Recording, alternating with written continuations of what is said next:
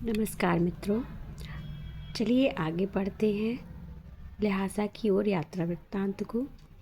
दूसरे दिन हम घोड़ों पर सवार होकर ऊपर की ओर चले।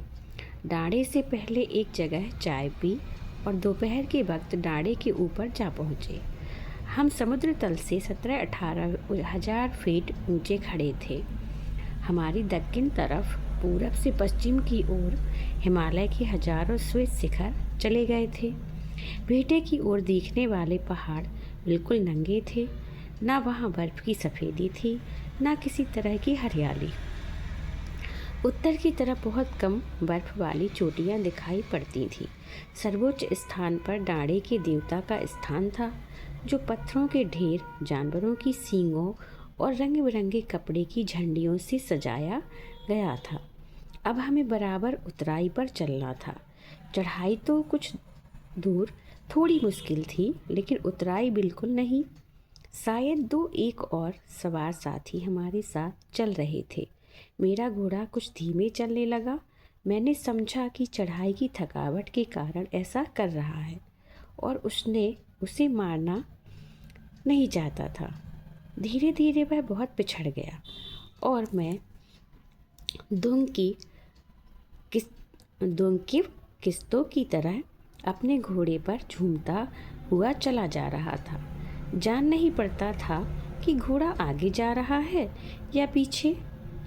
जब मैं जोर देने लगता तो वह और सुस्त पड़ जाता। एक जगह दो रास्ते फूट रहे थे। मैं बाएं का रास्ता ले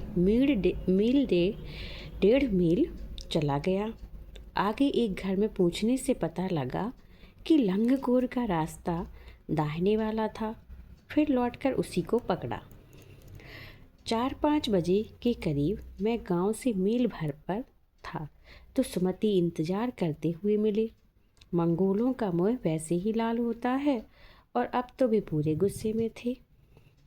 उन्होंने कहा, मैंने 2 टोकरी कंडे फूं डाले, 3-3 बार चाय को गर्म किया। मैंने बहुत नरमी से जवाब दिया, लेकिन मेरा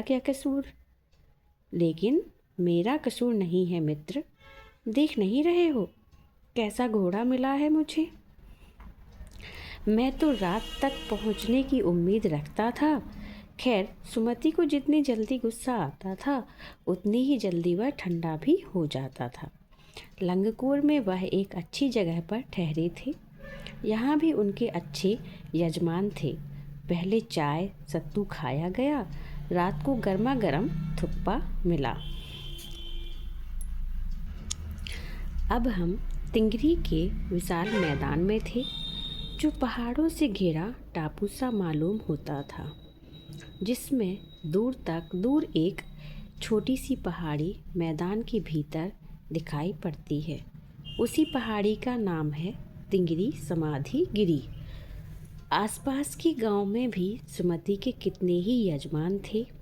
कपड़े की पतली पतली चिरी बत्तियों के गंडे ख़त्म नहीं हो सकते थे, क्योंकि बोधगया से लाए कपड़े के ख़त्म हो जाने पर किसी कपड़े से बोधगया का गंडा बना लेते थे। वह अपने यजमानों के पास जाना चाहते थे। मैंने सोचा, यह तो हफ्ता भर उधर ही लगा देंगे। मैंने उनसे कहा कि जिस गांव में ठहरना हो उसमें भले ही गंडे बांट दो, मगर आसपास के गांवों में मत जाओ।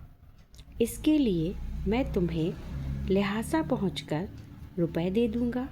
सुमति ने स्वीकार किया। दूसरे दिन हमने भरिया ढूंढने की कोशिश की, लेकिन कोई ना मिला। सवेरे ही चल दिए होते तो अच्छा था, लेकिन अब 10-11 बजे की तेज़ धूप में चलना पड़ रहा था।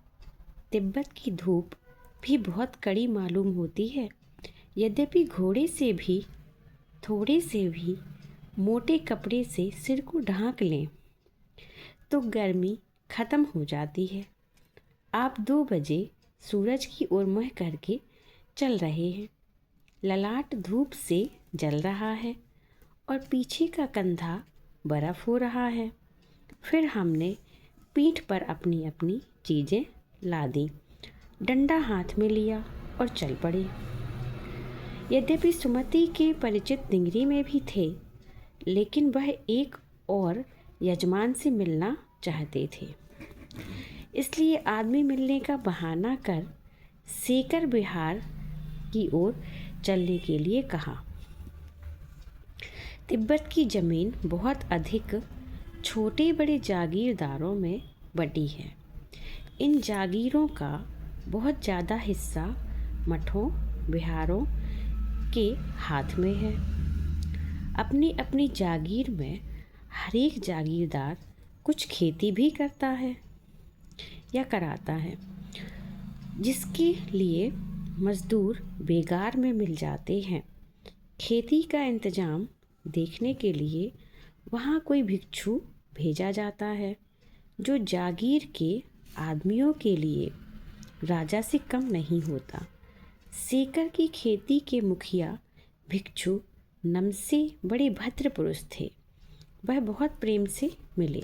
हालांकि उस वक्त मेरा भेष ऐसा नहीं था कि उन्हें कुछ भी ख्याल करना चाहिए था।